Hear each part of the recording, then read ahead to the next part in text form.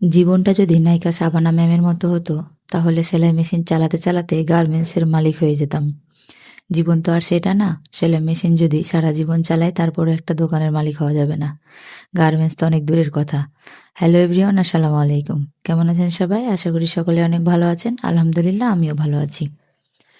গত দিনের ভিডিওতে দেখিয়েছিলাম আমার একটা টপস নিয়ে আমার বেহাল দশা। আজকে সেটা আবার রেডি করতে বসে পড়েছি। সেলাই মেশিনের কাজে সবচেয়ে বেশি কষ্টদায়ক যে বিষয়টা আমার কাছে মনে হয় সেটা হলো একটা কাপড় কেটে যে পোশাক আমরা তৈরি করি, সব শেষে গিয়ে দেখি সেটা ভুল হয়েছে। এর চাইতে কষ্টদায়ক আর কিছু হতে পারে না। টপসটা প্রায় রেডি করেই ফেলেছিলাম।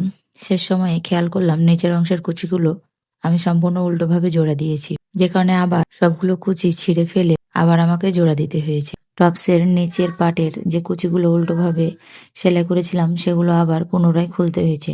খোলার পরে একটা পাটের সাথে আরেকটা পাট সুন্দরভাবে জোড়া দিতে হয়েছে। জোড়া দেওয়ার পরেই আমি কাজটা কমপ্লিট করতে পেরেছি। যদিও টপসটা একটু লুজ ফিটিং করতে হতো, তাহলে স্কার্ট বা শাড়ির সাথে পরা যেত। আমারটা অনেকটাই ব্লাউজের মতো হয়ে গেছে, তাই না হয় আমি শাড়ির সাথেই পরবো। এই টপসটা কাটার অনেক আগে থেকে আমি এক্সাইটেড ছিলাম। অনেক সুন্দর একটা টপস হবে এটা ভেবেছিলাম। যদিও খারাপ হয় নাই, তারপরেও কেমন জানি মনের মধ্যে খুঁতখুঁত করছে। আমার প্রত্যেকটা পোশাক বানানোর সময় এরকম মনের মধ্যে খুঁতখুঁত করতে থাকে। আমি আমার সমস্ত জামাকাপড় নিজেই বানাই। মাঝে, মাঝে ২-১ টা খুব কাছের আত্মীয়স্বজনদের বানিয়ে দিই, সেটার আবার মজুরি ছাড়া। এখন একটু মনকে শক্ত করে ভাবছি, যেহেতু ফেসবুকে ভিডিও দিচ্ছি, আমার যে কাজগুলো ইনকমপ্লিট আছে ওই কাজগুলো কমপ্লিট করব। বেশ কিছু জামাকাপড় আলমারিতে পড়ে আছে, যেগুলো রেডি করার সময় একটু সমস্যা দেখা দিয়েছিল, যার কারণে মাথা গরম করে রেখেই দিয়েছিলাম। তাই এখন মাথা ঠান্ডা করে আস্তে, আস্তে এই জামাকাপড়গুলো রেডি করব আর আপনাদের সামনে ভিডিও উপস্থাপন করব।